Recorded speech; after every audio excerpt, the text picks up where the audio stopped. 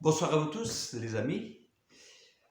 Nous sommes le vendredi et pour ce mot du soir, je voudrais vous initier dans une démarche qu'on pourrait mener ensemble pendant ce temps de l'Avent.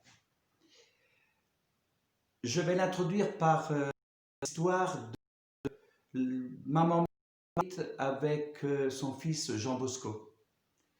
La maman est découragée et à travers cette histoire, je vous proposerai cette démarche. Ce fut probablement au cours de la soirée qui suivit que maman Marguerite perdit courage. Les garçons sont allés dormir et elle, comme de coutume, se trouve devant un tas de vêtements à réparer. Il lui laisse au pied du lit des chemises déchirées, des pantalons décousus et des chaussettes percées. Et elle doit raccommoder à la lueur de la lampe à huile parce que le lendemain matin, ils n'ont que ça à se mettre. Don Bosco, à côté d'elle, pose des pièces au coude des vestons et retape les souliers. Subitement, maman Marguerite prend la parole. « Jean, je suis fatiguée. Laisse-moi retourner à la maison. Je travaille du matin au soir. Je suis une pauvre vieille et ces garnements m'abîment tout.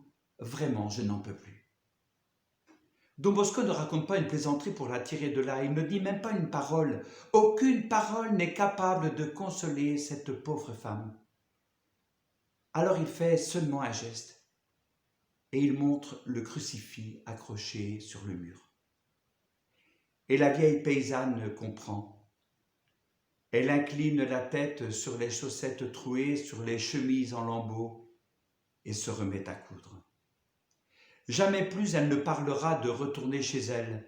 Elle passera les dernières années de sa vie au milieu de ces garçons tapageurs, mal élevés parfois, mais qui avaient besoin d'une maman. Elle se contentera seulement de lever les yeux un peu plus souvent vers le crucifix pour reprendre courage, pauvre vieille femme fatiguée. Alors je vous lis cette histoire parce que nos anciens, quelquefois, à la fin de leur vie, sont aussi fatigués, sont des êtres fatigués. Et dans ces temps de confinement, non seulement ils sont fatigués, mais en plus ils sont seuls. Ils sont même interdits de la visite de leurs proches. Alors, puisqu'on ne peut pas leur rendre visite, on peut leur envoyer des missives d'amitié, de tendresse et d'amour. Alors, je vous propose à vous tous, là, les jeunes de 6e, de 5e, de 4e, de 3e, du lycée, les animateurs, les responsables, les parents, je nous invite les uns et les autres, soit à faire un dessin en mettant seulement le prénom au bas du dessin, soit de faire une lettre en mettant seulement le prénom au bas de la lettre, où on va pouvoir dire notre tendresse, notre amitié, notre affection même, pour ces anciens qui sont dans les maisons de retraite et qu'on ne peut pas actuellement visiter à cause de la situation sanitaire. Je me rappelle de cette grand-mère qui avait reçu une lettre de son petit-fils. Elle m'avait dit « Ah, mais une lettre, c'est tellement important. On la reçoit, on prend le temps de l'ouvrir, on la lit, on la relit encore, on la dépose, et puis on la reprend, et le lendemain, on la reprend encore. Elle nous parle plusieurs jours. On la caresse même parfois, cette lettre. » Et elle m'avait parlé de ça avec beaucoup, beaucoup de tendresse. Alors je me dis qu'on ne sait jamais le bien que l'on fait quand on fait du bien.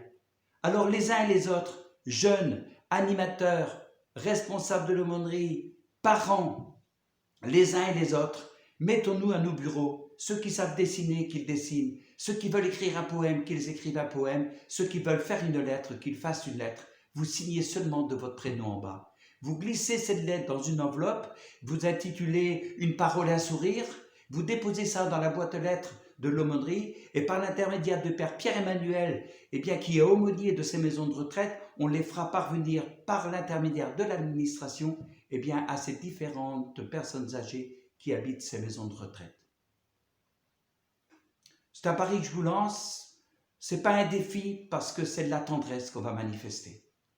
Alors les uns et les autres, je compte sur vous, je compte sur nous, pour que nous fassions cadeau, parce que, encore une fois, je vous le dis, on ne sait pas le bien que l'on fait quand on fait le bien. Allez, bonne soirée à tous.